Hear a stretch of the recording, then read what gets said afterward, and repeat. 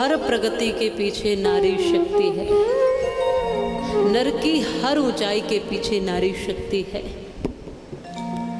देवों के समस्त ऊंचाइयों के पीछे महाशक्ति देवी शक्ति है। इसीलिए आज भी आवश्यकता है, और जब तक ये सृष्टि रहेगी, ये संसार रहेगा, देवी की उपासना हम और आप सब करते रहेंगे, तब तक भगवती को हम मनाते रहेंगे और याचक बनकर यूं ही खड़े रहेंगे। जब जब भी जो भी मन में प्रश्न उठेगा, उन प्रश्नों के समाधान हेतु हम शास्त्रों की सानिध्य ग्रहण करते रहेंगे, संतों की शरणागति में आते रहेंगे। जब जब भी मन उथल पुथल होगा, मन में कोई व्यथा होगी, मन में कोई पीड़ा होगी, मन में कुछ प्रश्न होंगे, मन में कुछ उलझने होंगी, जब तक भी मन कष्ट में होगा, तब तक हम शास्त्रों की सानिध्य में आते रहेंगे, तब तक हम समाधान हेतु संतों के चरणों में बैठते रहेंगे, तब तक ये कथाएं यूं ही आपका कष्टों से निवारण करती रहेंगी। जब जब भी जिसने भी अपने अस्तित्व की खोज की है, तब तब शास्त्रों की ओर उसको आना ही पड़ा है, अध्यात्म की ओर उसको आना ही पड़ा है, भक्ति की ओर उसको आना ही पड़ा है। अनेकों तरीके उपासना के हो सकते हैं, अनेकों स्वरूप माँ के अलग अलग हो सकते हैं, लेकिन किसी भी स्वरूप में, किसी भी रूप में, किसी भी नाम के साथ हमको भजना तो उस देवी शक्ति को पड़ेगा, जिसने इस सृष्टि का निर्माण किया है, जो आदि शक्ति कहलाती है,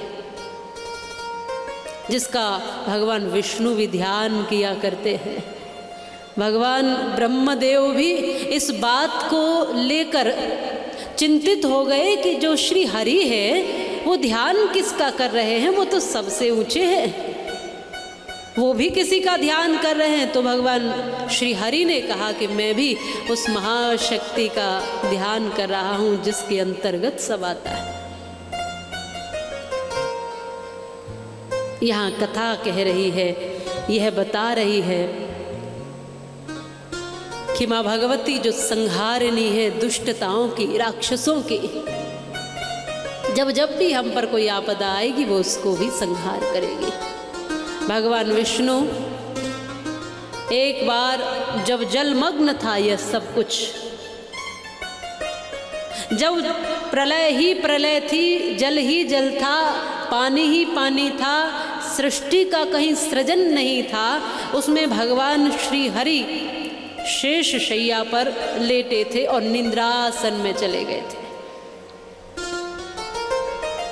निद्रासन में, नींद में थे।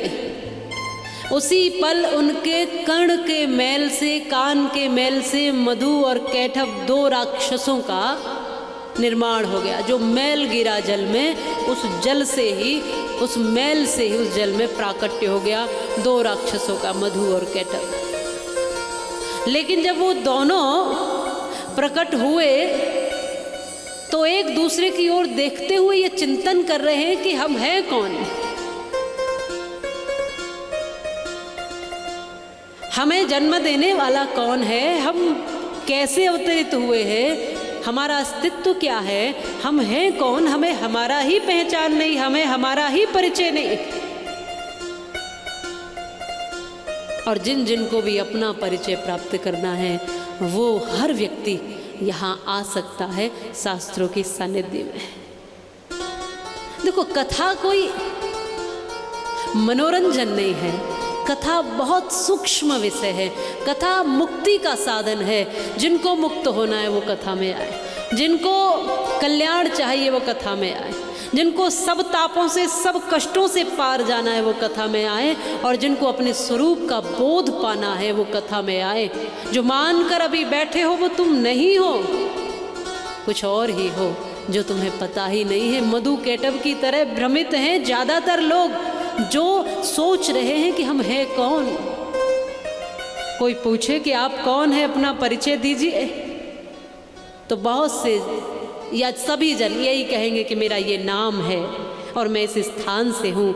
लेकिन आध्यात्म तुम्हारा अलग परिचय पूछता है, वो जिसके लिए संतों ने कहा ईश्वर अंश जीव अविनाशी, तुम्हें वो स्वरूप देता है, तुम्हें वो परिचय देता है।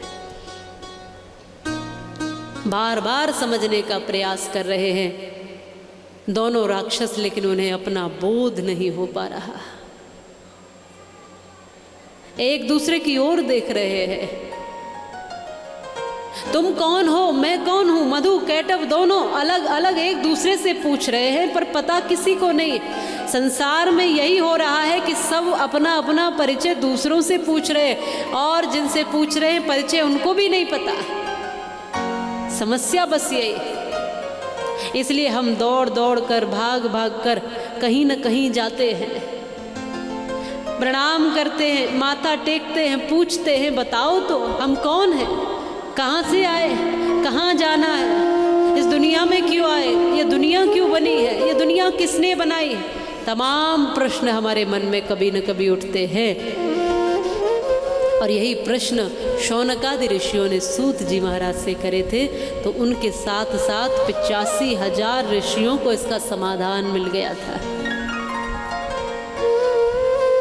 प्रथम दिन में ये जानना, पहला दिन आपको आपके लिए, जैसे मैं कई बार कहा करती हूँ, जाना तूने जगत जननी भाई और बहन को जाना, आना जाना जाना तूने खाना पीना जाना है, अकर जाना मुकर जाना, लड़ना झगड़ना जाना, कुटुंब कबीला सभी धीरे धीरे जाना है, सब कुछ जाना तूने कुछ भी न जाना, क्योंकि उसी को न जाना जिसके पास तुझे जाना है, उसी को न जाना जिसके पास तुझे जाना है। यही जानने यहाँ बैठे हो मैं कौन हूँ और मेरा कौन है, मेरा स्वरूप क्या है। मेरा स्वरूप ये नहीं है जो मैं थोड़ी थोड़ी बातों पर दुखी होता हूँ।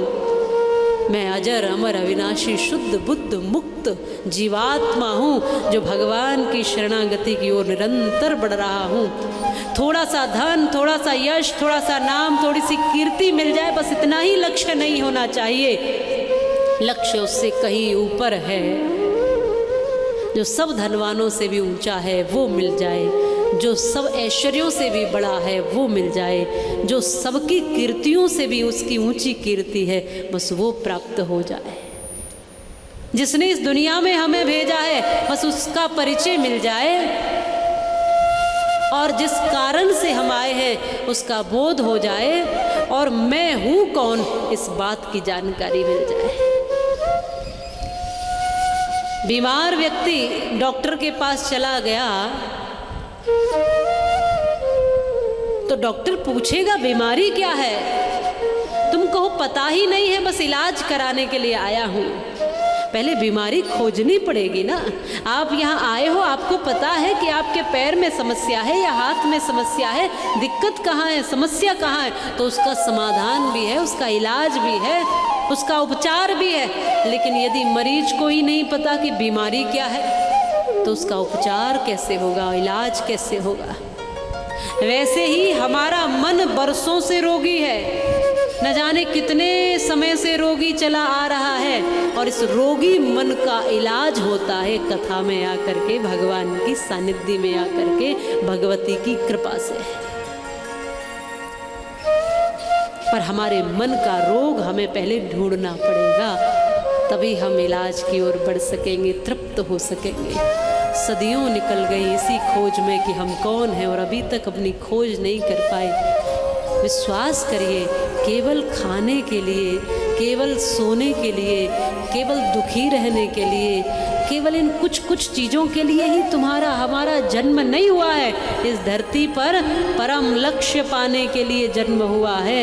एक एक पल बढ़ रहा है, धीरे धीरे उम्र जा रही है, हम आगे बढ़ रहे हैं, उम्र समाप्त होती जा रही है, लेकिन खाली के खाली हाथ रह जाते हैं आखिरी समय में। ये समस्या की बात है, ये समस्या है। शारीरिक समस्या इतनी बड़ी समस्या नहीं है, जो आंतरिक, जो मानसिक पीड़ा है वो बहुत बड़ी पीड़ा है। इसलिए परिचय प्राप्त करना जरूरी है। मनुष्य के मन में ये प्रश्न ही नहीं उठ रहा है कि मैं कौन हूँ, मेरी समस्याएं क्या है, मैं आया कहाँ से हूँ, मुझे करना क्या है। बस बिल्कुल अंधा हुए चले जा रहा है। फिर अंधे व्यक्ति को ऐसे ही छोड़ दिया जाए कहीं पर भी, तो कहीं ना कहीं उसको गिरना ही पड़ेगा। इसलिए अपनी दृष्टि पैदा करनी पड़ेगी, फिर चलना पड़ेगा। जिए जा रहे हैं, जिए जा रहे हैं, पता कुछ नहीं क्यों जिए जा रहे हैं, चले जा रहे हैं, चले जा रहे हैं, पता कुछ नहीं हम कहाँ जा रहे हैं। केवल मनोरंजन नहीं है जीवन, जीवन मुक्ति का साधन है और उसकी खोज करना ही जीवन की सार्थकता है। कुछ शब्द मैंने एक भजन के भाव के लिए लिखे हैं, ये समझने का प्रयास ये अंदर बैठा हुआ ये आत्मा सदियों से कर रहा है। अपने परिचय को, अपनी पहचान को, अपनी खोज को निरंतर आगे बढ़ा रहा है और बार बार ऋषियों के सानिध्य में आकर ये पूछता है, आखिर बताओ तो सही मैं हूँ कौन। किसी न किसी अवस्था में और उम्र में जरूर ये प्रश्न मन में उठते ही होंगे कि मैं इस धरती पर आया ही क्यों था, बताओ। हो सकता है कि जवानी में ना उठे, बचपन तो खेलने में बीतता ही है, जवानी भी यूं ही कमाने में जाती ही है, पर बुढ़ापे में जब कमर झुक जाती है, जर्जर शरीर हो जाता है, शक्ति के बिल्कुल हीनता की ओर आते जाते हैं, शक्ति क्षीण होती जा रही है, बोलने में, बैठने में, चलने में, खाने में शक्ति पूरी नहीं पड़ रही है, तब व्यक्ति सोचता है आखिर ये चक्र कब से चल रहा है, ये कैसा चक्र है। रोज कितने लोग यहाँ जन्म ले रहे हैं, रोज कितने इस धरती से विदा हो रहे हैं, रोज कितने लोग आ रहे हैं, कितने जा रहे हैं, कितने आकर चले गए और कितने जाने वाले हैं। ये समय चक्र है जो सबको अपने गाल में रखे जा रहा है, ये काल है जो सबको अपने गाल में रख रहा है। तब व्यक्ति कभी न कभी एक बार तो मन में प्रश्न आता ही होगा,